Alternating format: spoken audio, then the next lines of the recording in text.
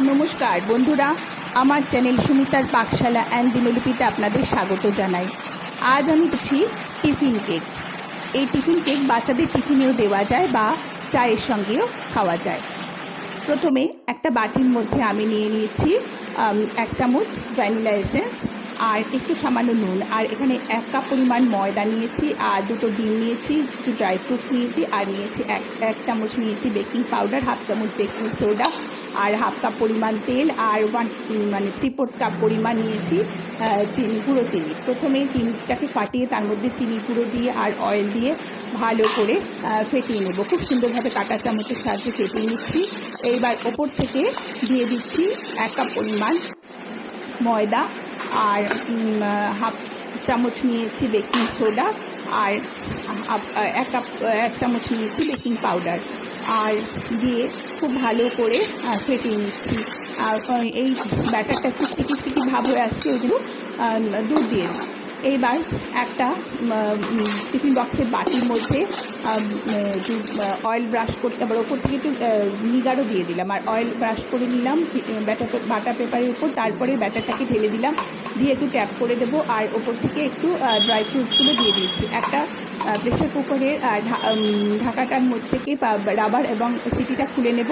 নিয়ে এবার প্রেশার কুকারটাকে মধ্যে একটা স্ট্যান্ড বসিয়ে দিয়ে একটু প্রিহিট করে নেব। তারপরে এই প্রেশার কুকারের মধ্যে ব্যাটার শুদ্ধ টিফিন বক্সের বাটিটাকে বসিয়ে দিলাম। বসিয়ে দিয়ে প্রথমে ঢাকা দিয়ে 45 মিনিট রাখবো। তার মধ্যে 5 মিনিট হচ্ছে মিডিয়াম ফ্লেমে রেখে, তারপরে 40 মিনিট আপনার লো ফ্লেমে রাখতে হবে। তারপর গ্যাস বন্ধ করে 5 মিনিট ভেতরে রেখে তারপর বার করে নেব। বার করে নিয়ে এবার একটা টাওয়াল চাপা দিয়ে মিনিট 15 রেখে দেবো, তাতে কেকটা অনেক বেশি সফট হবে। টাওয়াল চাপা দিলাম, দিয়ে এবার রেখে দেবো। এবার দিয়ে অনেক বেশি সফট হবে। আর এবার কেকটাকে উল্টে দেব, দিয়ে দেখুন বাটার পেপারটাকে তুলে নিচ্ছি। এই যে আমার ভ্যানিলা এসেন্সের কেকটা তৈরি হয়ে গেছে। দেখুন, এই যে এইবার আমি আরও একটা কেক তৈরি করছি চকোলেট ফ্লেভার। এই জন্য এখানে চকোলেট এসেন্স দিয়ে দিয়েছি, আর একটু নুন দিয়ে দিয়েছি, আর এখানে 3/4 কাপ পরিমাণ নিয়েছি ময়দা, আর কোকো পাউডার, চকো চিপস, 2টো ডিম, গুঁড়ো চিনি, আর নিয়েছি অয়েল, 1/2 কাপ পরিমাণ অয়েল, আর এখানে কফি পাউডার, আর একটু চকোলেট। আর প্রথমে 2টো ডিম ফাটিয়ে নিয়েছি, তারপরে ওপর থেকে অয়েল দিয়ে দিলাম, রিফাইন্ড অয়েল, আর তারপরে গুঁড়ো চিনি, সব কিছু দিয়ে খুব সুন্দর করে ফেটিয়ে নিচ্ছি। ফ্যাটানোটা যত ভালো হবে কেকও তত ভালো তৈরি হবে। তারপর ওপর থেকে দিয়ে দিচ্ছি 1 কাপ পরিমাণ ময়দা। তারপর এখানে দিয়ে দিচ্ছি 1 চামচ পরিমাণ কফি পাউডার, আর 1/4 কাপ পরিমাণ নিয়েছি কোকো পাউডার, আর এখানে চকোলেটটাকে একটু কুচি করে দিয়েছি, দিয়ে খুব ভালো নিচ্ছি। আর এই যে নেড়ে নিচ্ছি খুব ভালো করে। আর যে স্টিকি ভাব চলে আসবে তখন একটু ওপর থেকে দুধ দিয়ে দেবো, আর এর মধ্যে বাদাম গুঁড়ো একটু দিয়ে দিলাম, তাতে খেতে অনেক বেশি টেস্টি হবে।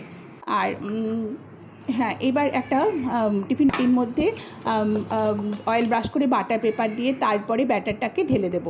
এবার ওপর থেকে দিয়ে দিচ্ছি 1 চামচ পরিমাণ বেকিং পাউডার, আর 1/2 চামচ পরিমাণ বেকিং সোডা, দিয়েও কাঁটা চামচের সাহায্যে ভালো করে নেড়ে দেব। তারপর ওপর থেকে দিয়ে দিচ্ছি 1 চামচ পরিমাণে ভিনিগার। মানে এটা দিলে মানে কেকটা অনেক বেশি সফটও হয়, আর অনেক ফ্লাফিও হয়। এই যে তারপরে আবার প্রেশার কুকারে ঢাকনাটাকে খুলে নেব, আর তার মধ্যে আবার আর সিটিটাও খুলে নেব, আর কেকের ওপর থেকে একটু বাদাম গুঁড়ো আর চকো চিপস দিয়ে দিলাম। আর কেক প্রেশার কুকারটাকে প্রিহিট করে নিয়ে তারপর ব্যাটার শুদ্ধ বাটিটাকে ট্যাপ করে নিয়ে প্রেশার কুকারের মধ্যে বসিয়ে দিলাম, দিয়ে ওপরে ঢাকা দিয়ে 45 মিনিট রাখবো। তার মধ্যে 5 মিনিট রাখবো মিডিয়াম ফ্লেমে, আর 40 মিনিট লো ফ্লেমে রেখে দেবো। রেখে দিয়ে এইবার গ্যাস বন্ধ করে 5 মিনিট রাখবো। তারপর বাইরে বার করে একটু ঢাকা দিয়ে রেখে তারপরে আমার এই যে 2 রকম কেক আমার তৈরি গেছে, অনেক সফট তৈরি হয়েছে। আচ্ছা, আমার আজকে রেসিপি টিফিন কেক তৈরি হয়ে গেছে। এতক্ষণ আপনাদের আমার সঙ্গে থাকবার জন্য আপনাদের ধন্যবাদ।